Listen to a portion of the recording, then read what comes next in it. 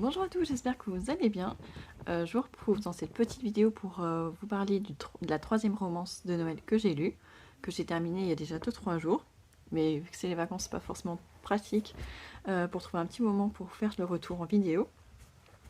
Donc le roman s'appelait Juste une maman pour Noël. Donc c'est le troisième livre de la saga qui a été écrite par Shani Brooks. Il peut se lire tout seul, mais c'est vrai qu'en ayant l'histoire du 1 et du 2 déjà dans la tête, c'est quand même vachement plus fluide et on comprend mieux l'histoire, tout simplement. Parce que là, pour le coup, autant le premier et le deuxième, il n'y avait que 2 personnes dans l'histoire, enfin 2 personnes principales. Là, c'est vraiment une histoire qui tourne autour de 3 personnes.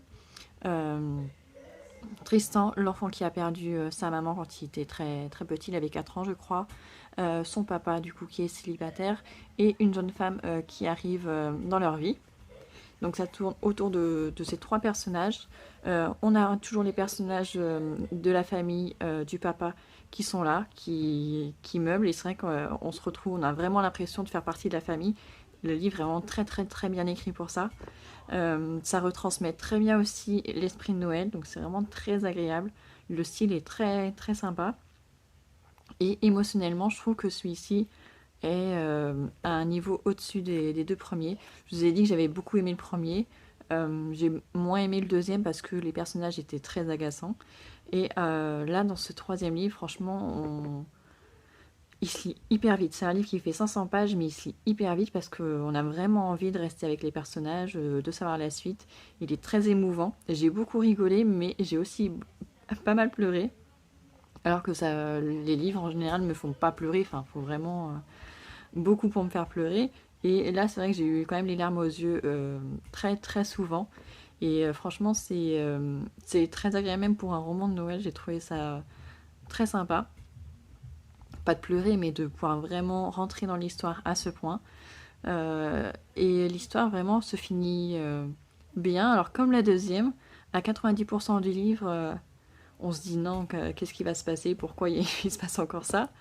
Et je pense que c'est la fabrique de l'auteur, je pense qu'elle aime bien que ça se finisse vraiment au dernier moment bien, mais vraiment jusqu'à la toute fin, il y a des conflits, il y a des pleurs, des cris, enfin, donc c'est vraiment très bien fait. On rentre vraiment à fond dans l'univers des personnages, du village de Chanteneige, comme je vous l'ai dit, ça se passe au Canada, et c'est vrai que ça fait du bien de se voir dans un décor de neige, alors que chez nous il fait 16 degrés et plus, donc voilà, voilà. Donc pour l'instant, c'est une série de 4 livres. Je peux pas dire une saga parce qu'elle n'est pas présentée comme une saga, mais c'est une série de 4 livres, 4 romances de Noël. Là, c'était le troisième et je pense que c'est pour l'instant celui que j'ai préféré. Je l'ai vraiment trouvé très émouvant, très attachant. Je pense que la psychologie des personnages, ils font aussi forcément un enfant de 4 ans qui perd sa maman, enfin, et après il en a 11. Mais je pense que déjà, rien que ça, c'est attachant. Le papa est très très attachant, c'est un papa aimant qui fait passer tout le monde avant lui et qui pense jamais à lui. Même la femme, au début, on la trouve très superficielle. Elle veut devenir une chanteuse, une star, et elle nous agace, mais petit à petit, on finit par s'attacher à voir qu'en fait, elle est malheureuse et qu'on a besoin de prendre soin d'elle. Donc, on arrive vraiment à s'attacher aux 3 personnages d'une façon assez importante.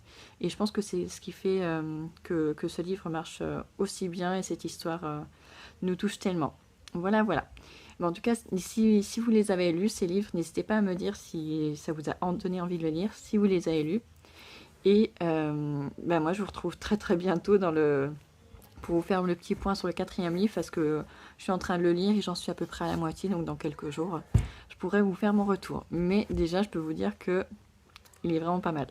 Donc voilà, j'espère que cette petite vidéo vous aura plu. N'hésitez pas à mettre un petit commentaire sous la vidéo, même si vous n'avez rien à dire, vous mettez juste un petit pouce ou quelque chose comme ça et ça me fera plaisir.